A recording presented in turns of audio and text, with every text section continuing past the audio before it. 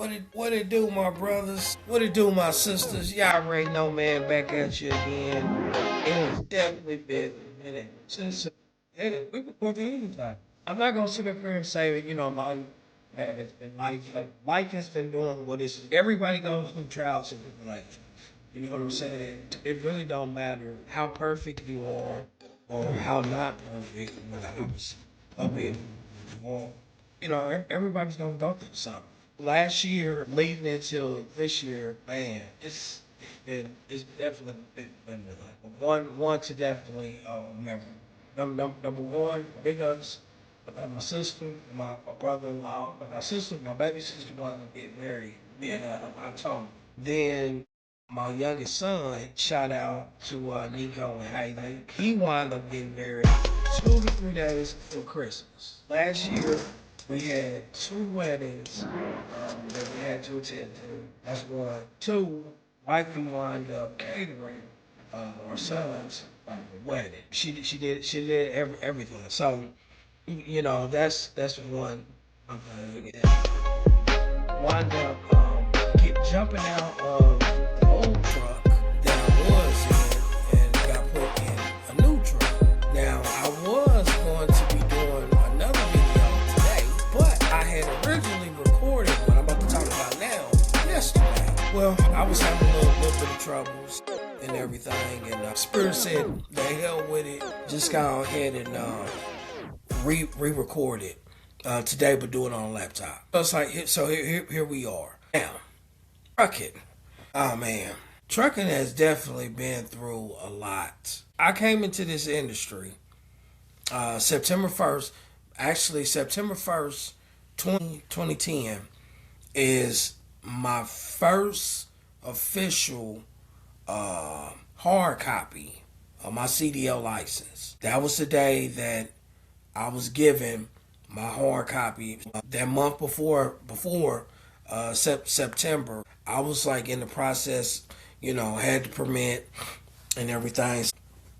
In 2022, that's also the year that Obama was in office, quote unquote, the recession. So I kind of have been through that, seeing that, witnessing it, and everything. To the FM CSA, creating CSA. Matter of fact, I think it was originally called the CSA 2010, and then they just changed that ending part name to just CSA.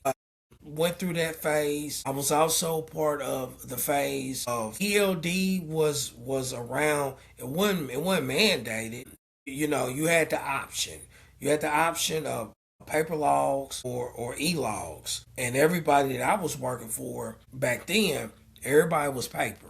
So, I ain't have no other choice but to learn, how to do the paper and whatnot. And then the mandate of everybody, not unless you got a glider kit, but everybody, ELD. So going through that to fast forward to 25.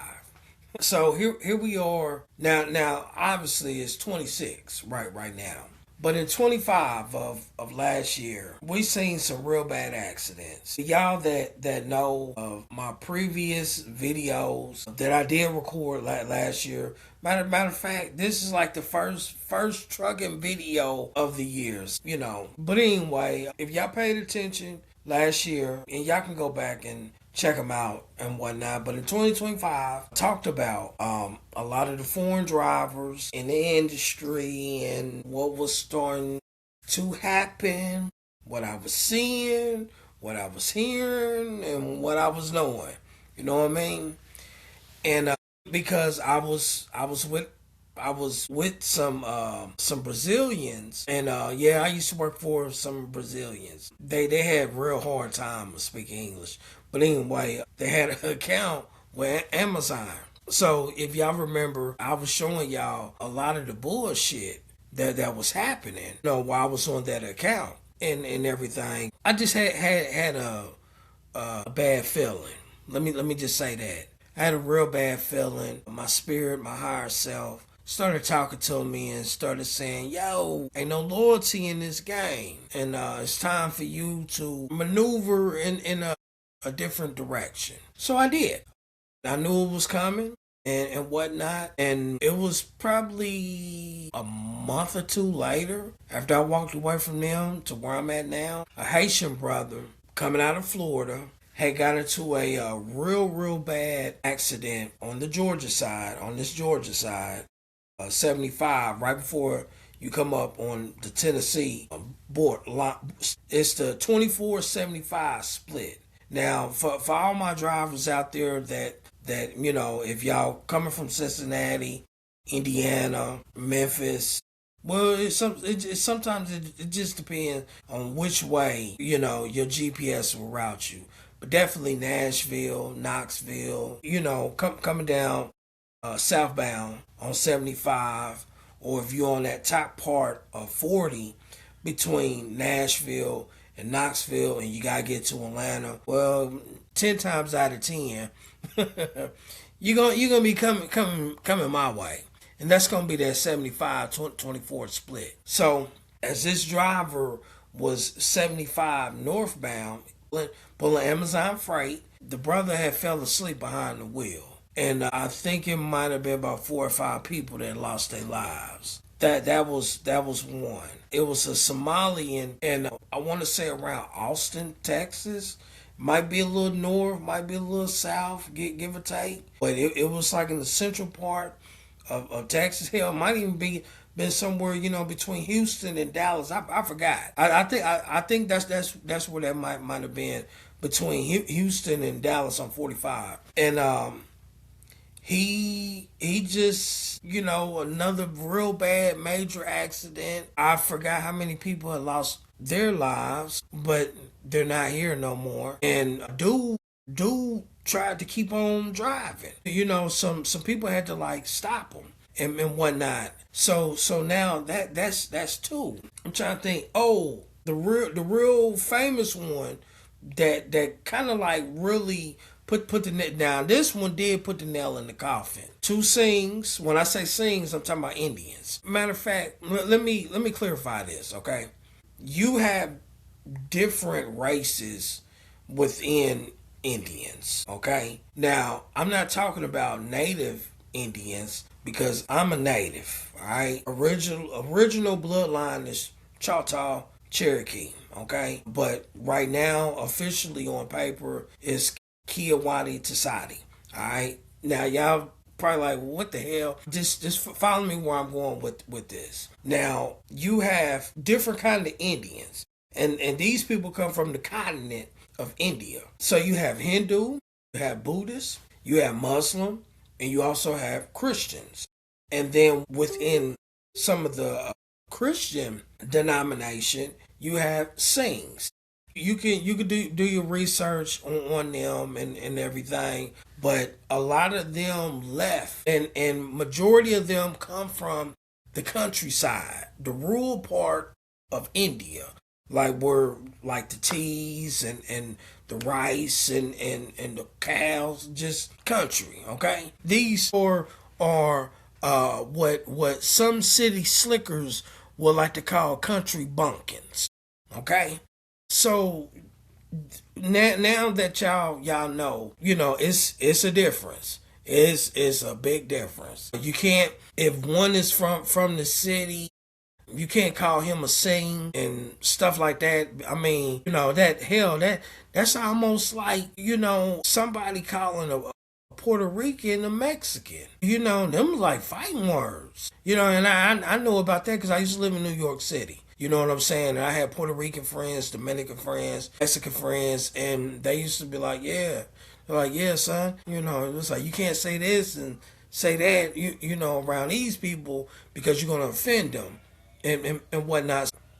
It's the same kind of things. Two Singhs, they was on the Florida Turnpike trying to do a U-turn on the turnpike. Don't know why they was trying to do the U-turn on the turnpike, but they was trying to do the U-turn on the turnpike. Process of them getting in the other, I think it's like northbound and eastbound. I forgot. I forgot. But anyway, in the process of them actually going like this, because they was able to turn, but as they turning, a minivan had wound up running into to the side of the trailer. And everybody in that family, lost their lives as well. That's what sparked everything to where I'm going with this now. It got so bad, and it's still a little fucked up for foreign truck drivers. I got fired this shit up. I got fired. This is my cigar, all right? I got fired this up. I got hit this because when my wife had said what she told me, I was like, he didn't say that. Now, y'all heard me say he didn't say that. I'm talking about y'all president. The one voted his ass in there. I don't vote.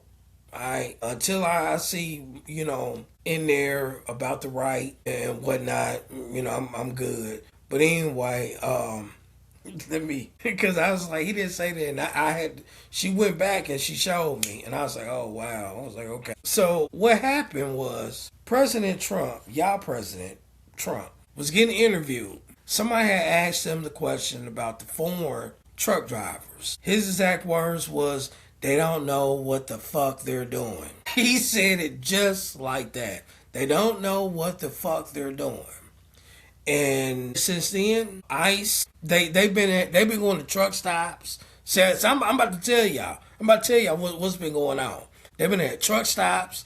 They've been at the scale houses. They been going to certain warehouses. You know what I'm saying? And seeing motherfuckers coming out and rolling up on them and whatnot. By all of this happening and going on, they have put out of service. Now, when I say put out of service, trucks that are no longer going up and down the highway no more. I know it's over 3,000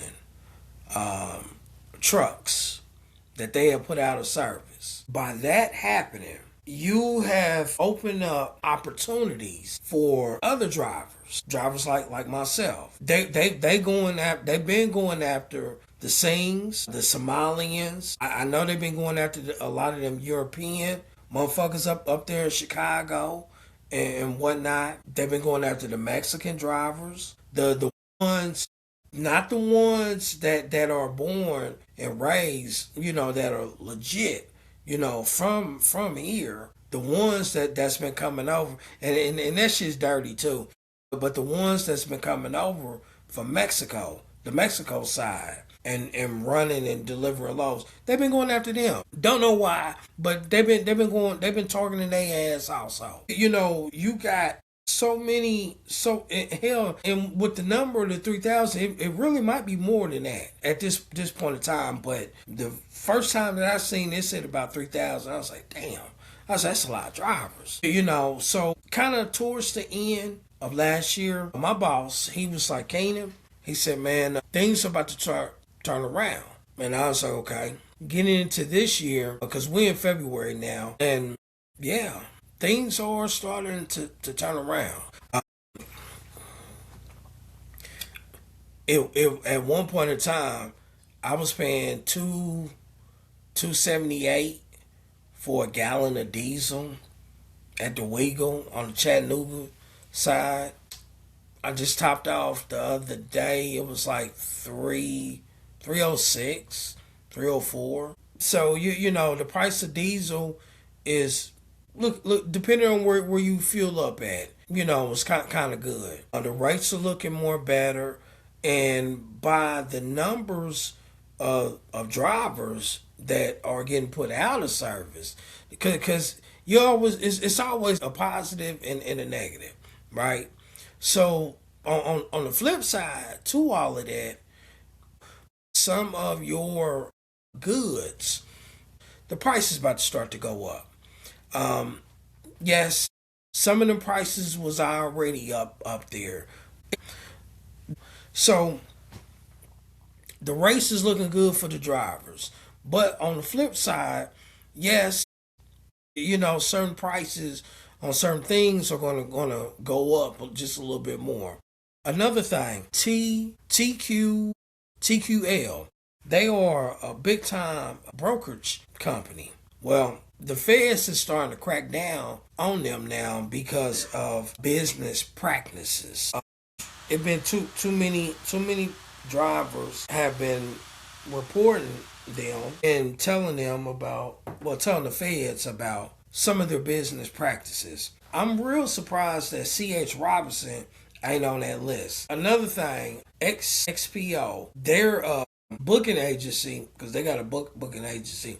If I'm correct, they wind up merging with Uber Freights. Now they ain't put that info out there. But the insiders already know what I'm talking about. So Uber Freight is starting to kind of be on the up and up, and whatnot. The main thing that I'm still kind of keeping an eye out on is the prices for these parts, because it's kind of ridiculous. My truck is in the shop, and this is going to be the third time the truck is in the shop. First two times, well, the first time it was the turbo drain. The mechanic that I just talked to, he said no. He said they got it fixed the second time. So the first time it didn't get fixed right. Took it back to the dealership. They fixed it. Well, the truck was still leaking oil. The mechanic just told me, it's like, nah, it's not the turbo drain, but it's another part of the turbo that's making the oil come out like that. So he just kind of said, man, think your turbo might be gone and whatnot. Typically, I would have been like down and whatnot, but see, at this point in time in my life and in my career, also, I was trying to. I told my boss, I said, man, don't get that kind of truck, because it's a Freightliner Cascadia, automatic. But I was like, bro, get a 10 speed, a 13 speed. Get a Detroit 60 series, something. I can find a crackhead that can work on that. And so it is what it is, and I'm just a little disappointed in him, because he never did text me and give me the heads up, because I had to go up there and talk to the mechanic and everything, and the mechanic was like, nah, bro. He was like, you good on that part. He was like, but it's the other part. So I was like, all right. So I don't know if this is true or not, but apparently, since y'all president, he did the kick dough. Everybody hit the flow. He's waving a fofo on Venezuela and everything. We have mineral rights now down there, and they are about to start digging, and it's about to be a boom. Now, the thing is, nobody really saying too much of, are they going to accept drivers like me to come down there to work? Because if the pay is anything in that company, they gonna pay for the traveling and handling all that shit. I mean, I'm coming back, but if the money is, if the money is the way how the money was for the drivers, back in the 70s and 80s. Now I really gotta hit this one, because y'all probably like 70s and 80s. Y'all heard me talk about my mentor, Gerald Fairbanks, Triple OG. Triple OG had went to the Army, and he was actual a diesel mechanic in the Army. But one of the guys had got hurt, and they made him, drive the fuel truck, because he was stationed up there in Alaska, and he drove it. And ever since then, that's been his thing. So when he came out, and this was like in the 70s. So when he came out in around the 80s, give or take, trucking was way different then. It wasn't no ELD. They had like, well, he said he had about 5 log books. He also had some bad habits also. All right. Gerald used to tell me all the time that number when it came to them getting dispatched back then, they used to carry a $10 worth of quarters. They carried a lot of change. Because if y'all my age, y'all a little older, y'all remember. Maybe a little younger, y'all remember also. We had payphones. We had payphones back then, and $10 worth of quarters, and every day they would have to contact their dispatch, inform their dispatch where they was at, and get any information that they needed to get, from the dispatch regarding where either they're delivering to where they're picking up at. So they always carry pens on them, pencils, small little notebooks where they could write everything down and shit like that. That was one. The other thing was, like he told me, he said truck drivers used to walk around literally with $2,000 to $3,000 in cash on them. And I was like, for real, Gerald? And he was like, yeah. He was like, because I used to walk around with about $3,000 cash on me all the time. I'm like, wow. So from what I'm hearing, this boom, if it pops off in Venezuela, it's going to be bigger than that. You know what I mean? So this is something that I'm definitely going to be watching, paying attention to, and finding out. Because, it's going to, shit. Hey, y'all might say, well, what you going to do with your truck? Man, me and Boss Man, we'll have a little talk and try to get somebody up in there. But meantime, between time, shit, man, like for real, I be doing vlogs over there. And y'all be seeing what the hell's going on. But, besides all of that, hey, the goal is to record at least once a month, if not once every week and everything. The other thing is, I was originally supposed to do it today, but the way how things kind of played themselves out, it is what it is. It ain't get done today. But I'm going to talk about, what's going on, with this truck. Let y'all know. Be very transparent with everything and whatnot. And we here, fam. We here. I'm ready to get back into my cigar. I thought this motherfucker went out. It's still lit. So it got like a kind of like a little chocolate taste to it and whatnot. So y'all already know. As always, fam, peace, love, and joy. Holla.